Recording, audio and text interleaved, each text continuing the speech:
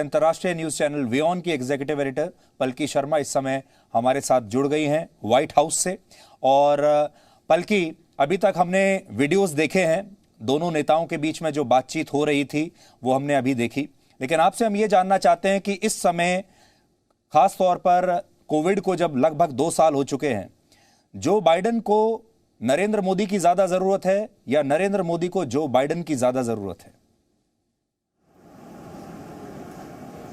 जी, मैं अमेरिका की राजधानी में हूँ। व्हाइट हाउस बिल्कुल मेरे पीछे है, पर मैं कह सकती हूँ कि इस वक्त जो बाइडेन को नरेंद्र मोदी की ज़्यादा ज़रूरत है। और मैं एक्सप्लेन कर सकती हूँ, जो बाइडेन के लिए पिछले कुछ महीने बहुत ही मुश्किल रहे हैं। जनवरी में उन्होंने भार संभाला था प्रेसिडेंसी का, और उसके बाद से बाइडेन सरकार की हर कदम पे आप कह सकते हैं आलोचना हुई है। पहले वो अफ़गानिस्तान से जिस तरह से निकले और जो समस्याएं आई उस पर उन्होंने काफ़ी क्रिटिसिज्म फेस किया।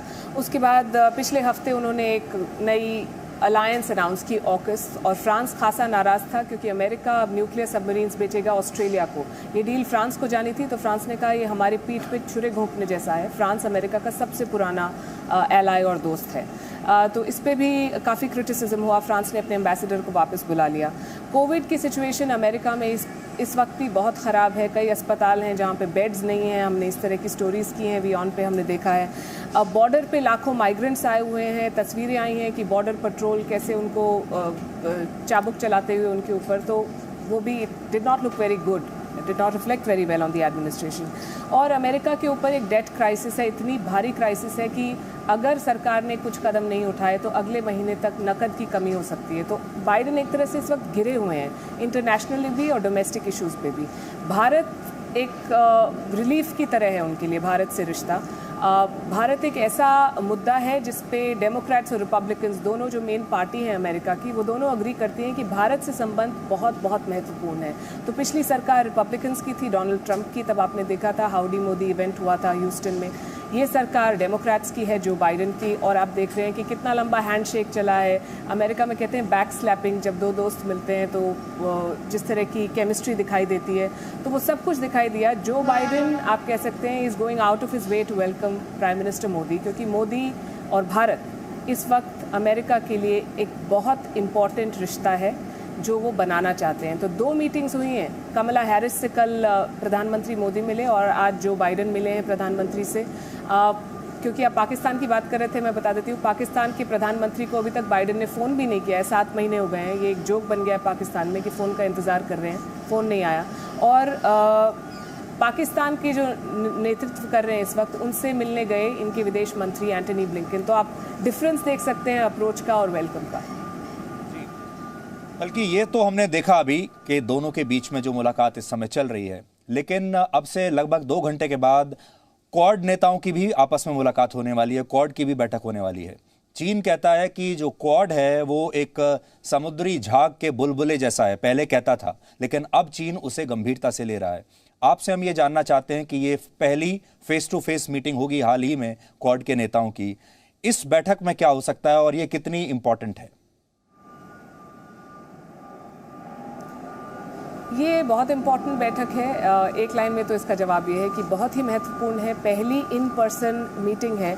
और क्वाड का अगर आप बैकग्राउंड देखें तो 2004 में क्वाड, सबसे पहले क्वाड के जो देश हैं वो साथ आए थे। जब 2004 की सुनामी आई तो काफ़ी तबाही मची और 4 देशों ने ये तय किया कि हम एक कलेक्टिव रिस्पांस देंगे। तो 2004 से आज 2021 क्वाड 17 साल का हो गया है। आप किसी भी 17 साल के व्यक्ति से बात करेंगे और पूछेंगे कि 5 साल में अपने आप को कहाँ पाते हो, जीवन में क्या करना चाहते हो, तो उनके पास शायद जवाब नहीं होगा।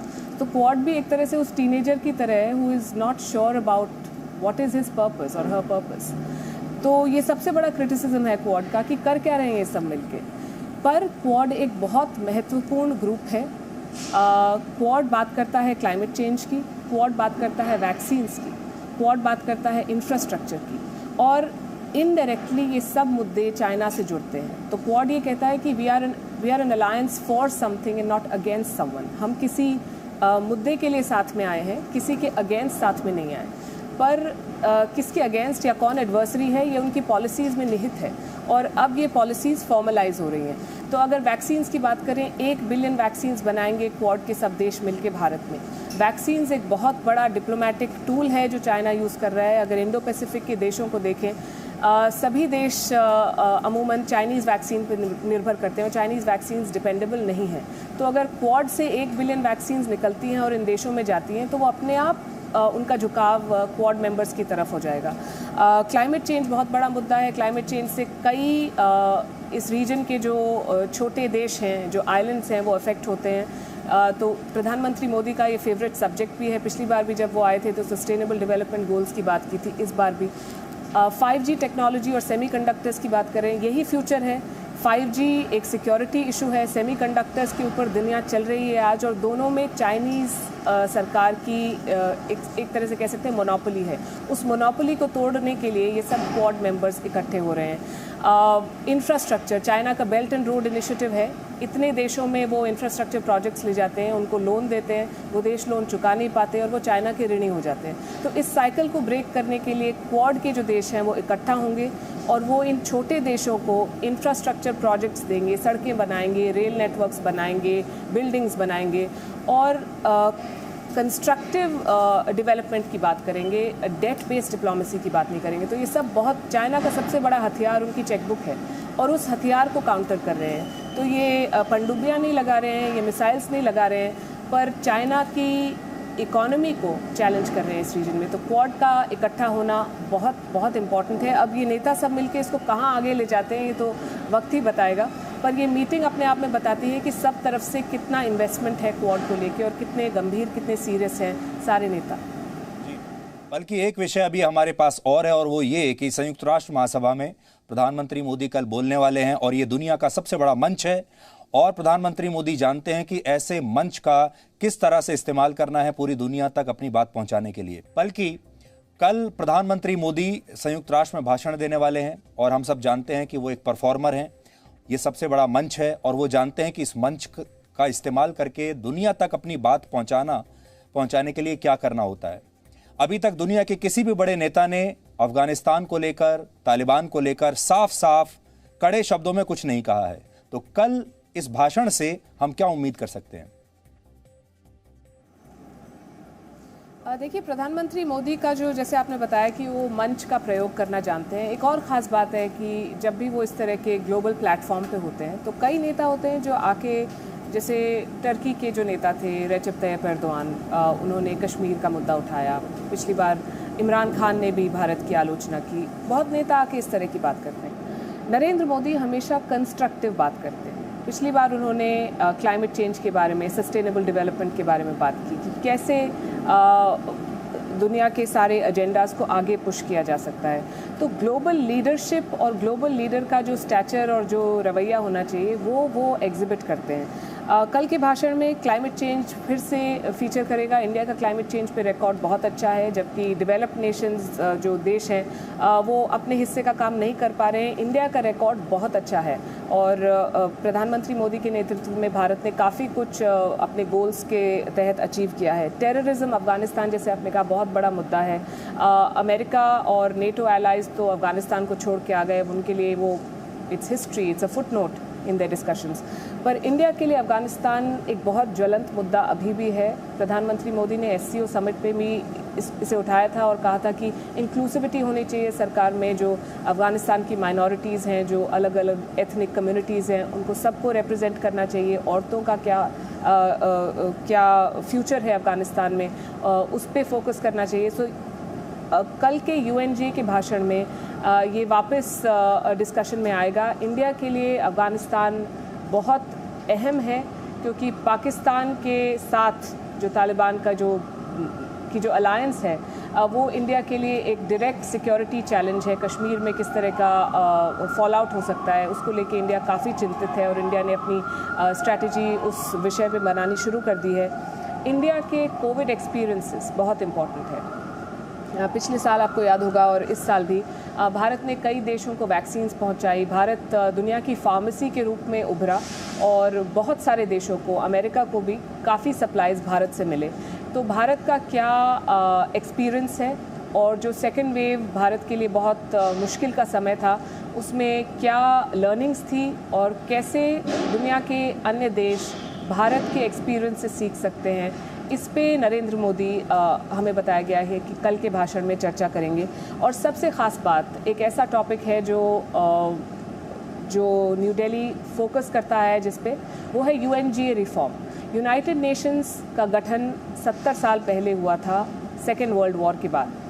तब से अब तक दुनिया का रूप बदल चुका है। कई ऐसे देश हैं भारत जैसे जो ऊपर आ गए हैं, जो वर्ल्ड पावर्स हैं, और उनको अपनी सही जगह यूनाइटेड नेशंस में मिलनी चाहिए। यूनाइटेड नेशंस में रिफॉर्म की ज़रूरत है।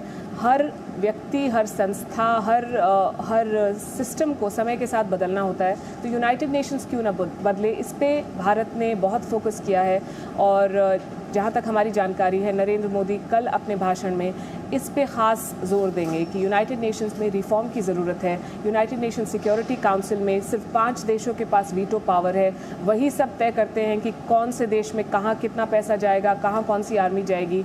और भारत सबसे बड़ा कंट्रीब्यूटर है यूनाइटेड नेशंस की आर्मी में, तो भारत के पास एक वोटिंग राइट होना चाहिए। भारत की आवाज़ वहाँ तक पहुँचनी चाहिए। India should have a seat at that high table. इस पे नरेंद्र मोदी फोकस करेंगे। बल्कि आपका बहुत बहुत शुक्रिया, लेकिन जाने से पहले मैं ये ज़रूर आपको बताना चाहूँगा कि आपका ये जो स्टूडियो है वियॉन का, जो आपने स्पेशली यहाँ पर क्रिएट किया है, मुझे ऐसा लगता है कि वाइट हाउस का इससे अच्छा व्यू पूरे वॉशिंगटन DC से आपको कहीं मिल नहीं सकता। और पूरी दुनिया में इस समय आपके स्टूडियो की चर्चा है। हमारे दर्शक जो हैं वो लगातार हमें लिख भी रहे हैं, और आप चाहें तो हमारे दर्शकों को इसके बारे में बता सकती हैं, क्योंकि ये एक ऐसी लोकेशन पर आप हैं जहाँ पर हमारे भारत में बैठे दर्शकों को भी व्हाइट हाउस का एक ऐसा व्यू मिल रहा है जो कि शायद उन्हें अदरवाइज नहीं मिलेगा। आपकी बात बिल्कुल सही है। ये बिल्डिंग के 10वें फ्लोर पे हैं हम, और व्हाइट हाउस बिल्कुल आपको पीछे दिखाई दे रहा है। ये सिर्फ अमेरिका की राजधानी नहीं है। आप कह सकते हैं कि अगर आप इंटरनेशनल पॉलिटिक्स ऑफ पावर की बात करें तो ये दुनिया की राजधानी है, और उसमें हम यहाँ पे हैं। पीछे हमारे व्हाइट हाउस है, उसके बिल्कुल बगल में आइजनहावर बिल्डिंग है, जहाँ कल प्रधानमंत्री मोदी ने कमला हैरिस से मुलाकात की थी, जो US की वाइस प्रेसिडेंट है। यहाँ से थोड़ी दूर जाते ही कैपिटल है, जो अमेरिकन पार्लियामेंट है। तो ये पावर सेंटर है अमेरिका का, और ये अंग्रेजी में कहते हैं वैंटेज पॉइंट। तो ऐसा हमारे पास व्यू है कि यहाँ से बैठ के हम सब कुछ देख सकते हैं कि क्या हो रहा है, और it's a very empowering feeling to be sitting here. और हमसे भी बहुत लोग मिले जब हम व्हाइट हाउस के बाहर गए, या हमने लोगों से बात की, या हमने अपनी रिपोर्टिंग की यहाँ से। तो सबका ये कहना है कि जब एक भारतीय चैनल ऐसी जगह पे आता है और इस तरह की कवरेज करता है तो उन्हें गर्व होता है। ऐसा बहुत सारे भारतीयों ने हमें वॉशिंगटन DC में कहा, तो सुन के अच्छा लगता है। और it's a very very good setup and we are proud to be here. आज हमें जाना होगा क्योंकि कल प्रधानमंत्री का स्पीच है UNGA में, न्यूयॉर्क में। तो आज हम इसको वाइंड अप करेंगे। मन तो नहीं है, पर न्यूज़ के साथ हमें तो आगे बढ़ना न्यूयॉर्क पड़ेगा। में भी एक ऐसे ही स्टूडियो की उम्मीद रखें आपसे, ऐसा ही व्यू हमें वहाँ से भी मिलेगा? बिल्कुल न्यूयॉर्क से व्यू मिलेगा। न्यूयॉर्क में हमारा स्टूडियो ऑलरेडी तैयार है, और कल का हमारा जो शो है वियॉन पे, वो न्यूयॉर्क के स्टूडियो से आएगा, और हम काफ़ी एक्साइटेड हैं। 2019 में भी हमने वहाँ से काफ़ी कवरेज की थी। तो न्यूयॉर्क में एक अलग व्यू होगा, एक अलग माहौल होगा, एक अलग स्टोरी होगी। And that is I think the joy of news, that you go with the flow and you try to make the most of it. So this has been a great experience. Thank you so much Palki, बहुत बहुत शुक्रिया आपका, and see you in New York now. Thank you. Presenting V News app, available on Google Play and App Store. Download it now.